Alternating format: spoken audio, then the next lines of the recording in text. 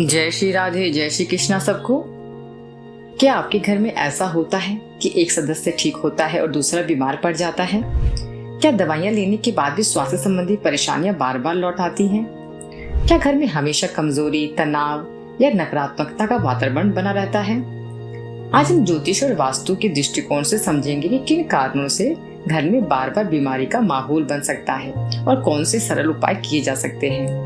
पहला कारण, छठे भाव का अशुभ प्रभाव। वैदिक ज्योतिष में छठा भाव रोग, ऋण और शत्रुओं का भाव माना जाता है।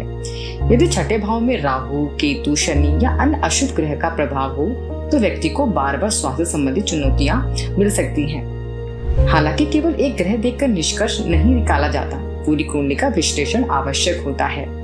दूसरा कारण, आठवें भाव की कमजोरी। आठवां भाव अचानक होने वाली घटनाओं और दीर्घकालिक स्वास्थ्य समस्याओं से जुड़ा माना जाता है। यदि यह भाव अत्यधिक पीड़ित हो तो व्यक्ति को बार बार स्वास्थ्य की चिंता रह सकती है। तीसरा कारण, ग्रहों का अशुभ दशा। कई बार जन्म कुंडली में ग्रह ठीक होते हैं लेकिन वर्तमान दशा और गोचर स्वास्थ्य पर प्रभाव डालते हैं। विशेष रूप से राहु, केतु और शनि की कुछ अवधियां व्यक्ति को शारीरिक और मानसिक रूप से परेशान कर सकती हैं। चौथा कारण, पितृदोष। ज्योतिष में कुछ परंपराओं में माना जाता है कि यदि परिवार में लगातार समस्याएं, बीमारी या बाधाएं आ रही हों तो पितृदोष की भी जांच की जाती है। पांचवा कारण जो होता है वास्तु दोष। ईशान कोण, जिसको हम उत्तर पूर्व दिशा भी कहते हैं, यदि यह स्थान गंदा हो, बंद हो या यहाँ भारी सामान रखा हो तो सकारात्मक ऊर्जा प्रभावित हो सकती है। ब्रह्म स्थान घर का मध्य भाग खुला और स्वच्छ होना चाहिए। दक्षिण पश्चिम, यह दिशा स्थिरता से जुड़ी मानी जाती है। यहाँ दोष होने पर मानसिक तनाव बढ़ सकता है। छठा कारण, नकारात्मक वातावरण। ज्योतिष केवल ग्रहों की बात नहीं करता बल्कि मन और ऊर्जा की भी बात करता है।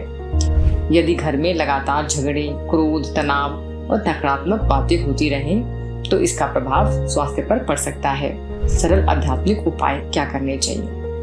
पहला, प्रतिदिन सूर्य को जल अर्पित करें। दूसरा, महामृत्युंजय मंत्र का 108 बार जाप करें। तीसरा, सप्ताह में एक बार घर में गीता या सुंदरकांड का पाठ जरूर करें। चौथा, घर को स्वस्थ और व्यवस्थित रखें। ये समझना बहुत आवश्यक है कि किसी भी बीमारी का सही निदान और उपचार डॉक्टर द्वारा ही किया जाना चाहिए। ज्योतिष और आध्यात्मिक उपाय मानसिक शक्ति, सकारात्मकता और आत्मविश्वास बढ़ाने में सहायक हो सकते हैं।